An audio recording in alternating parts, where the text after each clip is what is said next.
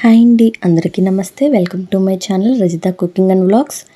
ఈరోజు వీడియో వచ్చి పీతల కర్రీ అండి. ఎలా చేయాలో చూద్దాం. ముందుగా పీతలను ఒక దాంట్లో తీసుకొని దాంట్లో కొంచెం పసుపు వేసుకొని కొంచెం కల్లుప్పు వేసుకోవాలి. వేసుకొని వాటిని బాగా క్లీన్ చేసుకోవాలి.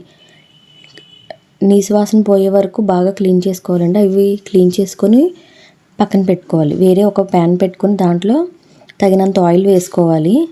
ఆయిల్ కొంచెం హీట్ అవ్వాలి. హీట్ అయ్యాక మనం ఈలోపు మిక్సీలో ఆనియన్ పేస్ట్ చేసుకోవాలి. మనం మిక్సీ చేసుకున్న ఆనియన్ పేస్ట్ని యాడ్ చేసుకొని ఆనియన్ పేస్ట్ గోల్డెన్ బ్రౌన్ వచ్చే వరకు ఫ్రై చేసుకోవాలి. దీంట్లో ఒక 2 మిర్చీస్ యాడ్ చేస్తున్నాము.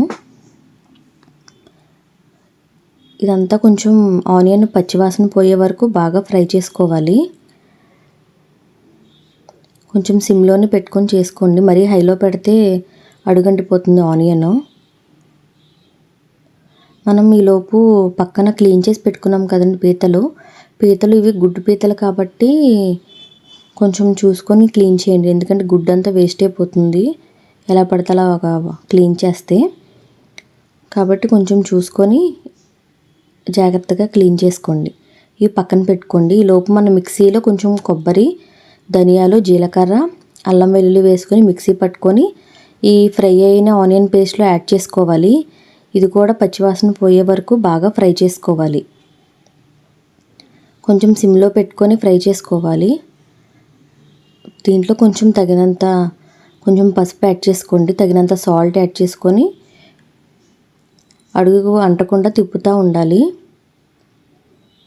కొంచెం మనకి ఆయిల్ పైకి తేలింది అనుకోండి, ఇది ఫ్రై అయినట్టు చూసుకొని ఇది ఫ్రై అయిపోయింది కదండి. ఇప్పుడు దీంట్లోకి తగినంత కారం యాడ్ చేసుకోండి. మీ స్పైసీకి తగ్గట్టు యాడ్ చేసుకోండి. కొంచెం ఎక్కువ తినేవాళ్ళు ఎక్కువ వేసుకోండి. కొంచెం నాన్ వెజ్ కాబట్టి పులుపు కాబట్టి కొంచెం ఎక్కువే పడుతుంది. దీంట్లో మనం క్లీన్ చేసి పెట్టుకున్న పీతలను వేసేసుకోండి.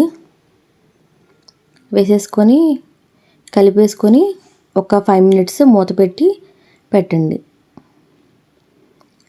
ఒక 5 మినిట్స్ తర్వాత మనం ఈలోపు చింతపండు పులుసు తీసుకుందాము. దీంట్లో కొంచెం వాటర్ కూడా యాడ్ చేసాం మేము.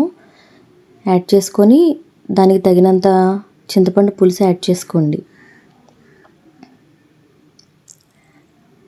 కొంచెం ఇక్కడ మనం పులుపు, సాల్ట్ అన్నీ టేస్ట్ చూసి అడ్జస్ట్ చేసుకోండి. ఏమైనా సరిపోతే కనుక వేసుకొని కొంచెం వాటర్ యాడ్ చేసి మూత పెట్టేసుకోండి. ఒక 15 to 20 మినిట్స్ పడుతుందండి. హైలో పెట్టకూడదు, మీడియం ఫ్లేమ్లో పెట్టి దీన్ని ఉడికించుకోవాలి. అప్పుడు మనకి పులుసు కూడా లోపల వరకు ముక్కకి వెళ్తుంది. అప్పుడు ముక్క కూడా మనకి టేస్టీగా ఉంటుంది. ఇదిగోండి ఆయిల్ పైకి తేలుతుంది చూడండి. ఈ స్టేజ్ వచ్చేటప్పటికి మనకి పీత ఉడికిపోయినట్టు. ఇంకొక 2 మినిట్స్ పెట్టుకుందాం దగ్గరికి రావడానికి. లాస్ట్లో కొంచెం కొత్తిమీర వేసుకొని ఒక 2 మినిట్స్ ఉంచి స్టవ్ ఆఫ్ చేసేసుకోవటమే. అంతేనండి, చాలా టేస్టీగా ఉంటుంది. ఒకసారి ట్రై చేయండి. మీకు కనుక నా వీడియో నచ్చితే లైక్ చేయండి, షేర్ చేయండి, సబ్స్క్రైబ్ చేయండి. Thank you for watching. Bye bye.